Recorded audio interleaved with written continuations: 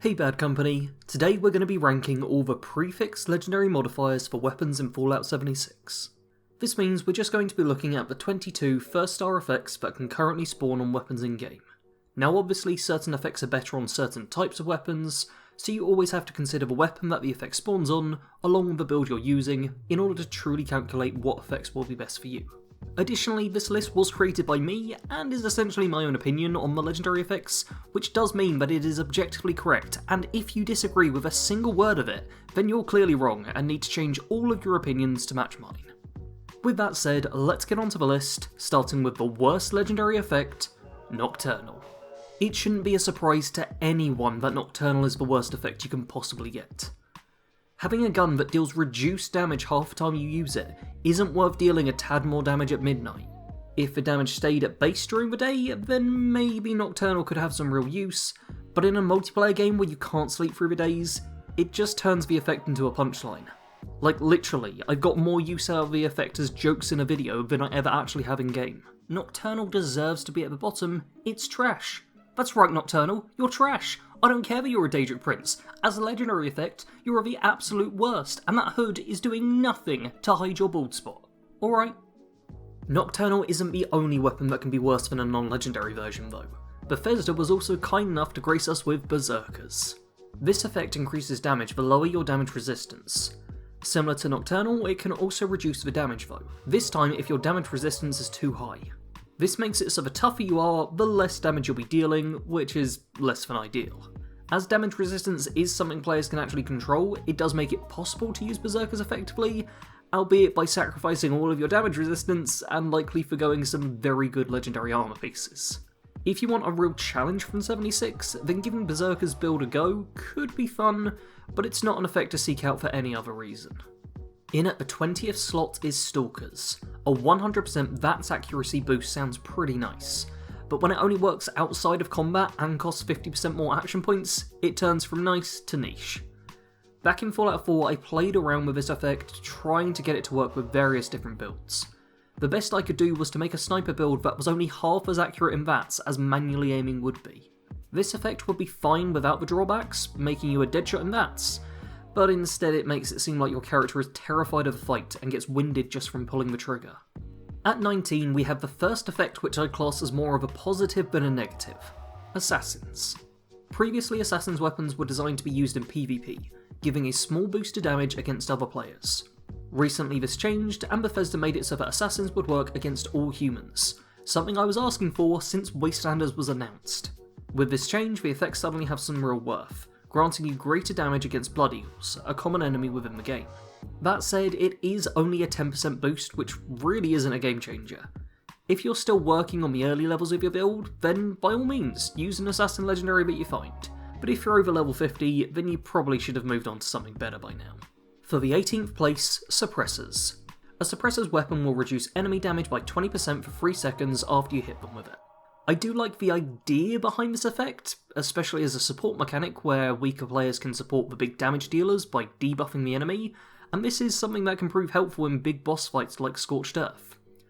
It rarely makes a huge difference to fights though, so it's on the lower end of this list. Not as an effect that I don't like, but just as one that isn't strong enough to stand with the top dogs. Another effect I have similar feelings about is Medics. It really does seem like Bethesda isn't fond of support builds, as the effects they always give to them just don't hold up.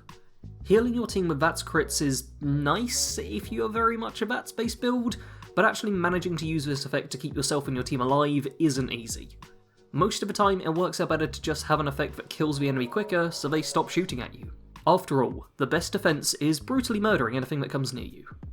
At 16th is the Executioner's effect, yet another that I really wish was better as I think it's pretty cool. A bonus 50% damage against enemies below 40% health certainly isn't bad. We can use some simple maths to show why this effect isn't great either though. Say an enemy has 1000 health and you deal 100 damage a shot with your weapon. It takes 6 shots to get them to 40% of their health when you then start dealing 150 damage, and it takes you a further 3 shots to finish off the enemy. In this scenario, you save a single bullet from the effect. Certainly a bonus, but not really much of one. This is an effect which is the closest to taking a huge leap up in the ranks. Change the damage boost to 75% or the trigger point to when an enemy hits half health, and I could see this effect maybe hitting the 10th place slot, but right now it just doesn't cut it, and has managed to fall behind all of the Slayer effects. That's right, we're going to cover the next 6 effects all at once, as I've got all the Slayer effects together, albeit still ranked on screen. The Slayer's legendary modifier, as I call it, increases damage by 30% to a specific enemy type. How useful these effects are really does depend on which enemies you're encountering. I know plenty of players who like to stock up on troubleshooter's gear for encrypted or solo runs. Exterminators, on the other hand, is rarely seen being used, because there aren't that many times when you need to fight off a large number of Mirelurks. The situational aspect of these effects is their largest drawback, as most of the time they likely aren't any better than a base model, hence we have 9 more options that I would place higher. The first of these being Mutants. This increases your weapon damage by 10% if mutated. I estimate that over 99% of players have a mutation, so this effect is almost always working. 10% damage may not be a lot, but I'm the kind of player that prefers a constant 10% rather than a rare 30 or 50. Where our previous 7 entries gave more damage in very specific scenarios, this lower overall damage boost is always going to be helpful. It might not be a game changer, but it's never a wasted effect. Damage isn't everything though, so at 8th place we have Quad, possibly the simplest effect there is, 4 times magazine size. That's it. A nice straightforward effect which doesn't turn you into a damage god, but does really feel nice with the right weapon. A 4-round Fat Man, 20 clip sniper, 2000 drum minigun, it really is a cool feeling just not having to worry about reloading in a fight. Although not raising damage directly, this change does technically increase overall DPS as you spend less time reloading, meaning more time spent shooting the enemy. At 7th place we have the solid choice of Furious, increasing damage by 5% per consecutive hit on a target, up to 45%. A perfect effect for automatic weapons, this can still be utilised effectively with semi-auto weapons, as my main gun for about a year was a Furious Fixer with a non-auto receiver. If you can keep fire on a tough target, then you'll find yourself dealing 145% damage with every shot until it's dead. The downside is that missing or switching targets will reset you, which is by far the biggest drawback. If you're focused and accurate, then this effect will serve you well. If not, maybe worth taking a look at the rest of the list. 6th place is Two Shot, the primary effect which dominated when the game first came out. This allows for a second bullet to appear every time you shoot. The second shot deals a tad less than 2/3 of a normal bullet, and the effect also does have a bit of a negative impact on accuracy. What this results in is the possibility to be dealing over 160% damage, but sometimes the reality is that you deal no damage as you try desperately to work out how to get both bullets to hit at once.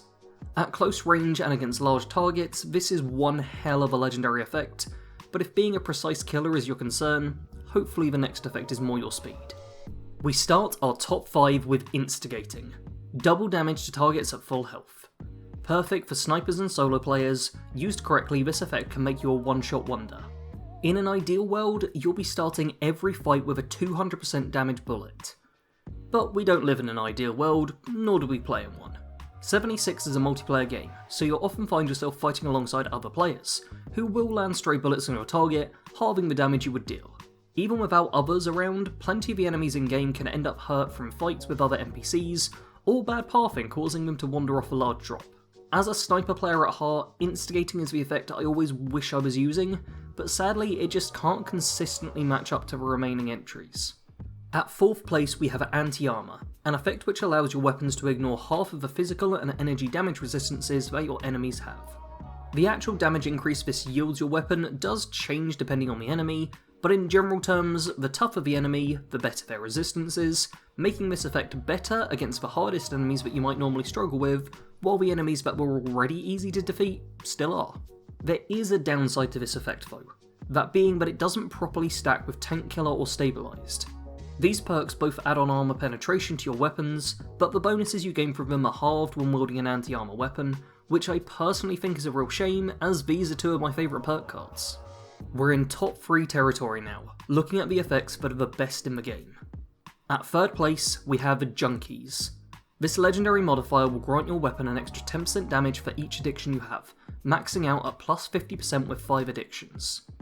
A permanent 50% damage boost is nothing to scoff at, but you will have to choose carefully which items you get addicted to. Mentats addiction only lowers your charisma by a single point, so it isn't much of a downside, but Excel addiction will reduce every single special by a point, giving you a serious debuff that might not be worth an extra 10% damage. If you can work out which special stats are least important to you, then sacrificing a few of them for 50% extra damage can make you a serious powerhouse. In at second place now, with what is my new favourite legendary effect, Vampires. The Vampires effect grants you a small amount of health regen whenever you deal damage to an enemy with the legendary weapon. While being virtually useless on slow weapons like snipers, this effect is god tier on fast weapons like combat knives, handmade rifles, and miniguns. I barely have to use stimpaks in open combat anymore, as your gun suddenly turns into a self-stimulating stick. That does sound kind of dirty, but I'd be lying if I said I didn't find the Vampires effect pretty exciting. With one wasteland, we're all dealing with a lot more high-level enemies, who can take a serious chunk out of our health bar. So, why not use a gun which leeches a bit from their health bar, keeping us in the fight as we eliminate anything that stands against us. We reach the end now, and there was only ever one effect that could make it its way here. Bloodied. Even after being seriously debuffed after one wasteland, if you want to deal the most damage possible, then Bloodied really is the way to go. For months, Bloodied builds absolutely dominated the game, and playing as anything else was a serious disadvantage. Recently, I've seen a lot more variation in builds, with plenty of players deciding the risk of low health isn't worth being the highest DPS dealer, but there are still plenty of players out there who have stuck with their Bloody builds, and are consistently killing enemies twice as fast as the rest of us. And there we have my list, ranking the prefix legendary effects for weapons from worst to best. Please all argue in the comments section to boost the engagement for this video, and if you fancy a list ranking legendary arm effects, then we'll say 1,000 likes and I'll do that one too. Feel free to follow me on Twitter, @BadCompanySarge, support me on Patreon, /BadCompanySarge, or just subscribe to the channel, which is also called Bad Company Sarge, because consistency matters. As always, thanks for watching. Sarge out.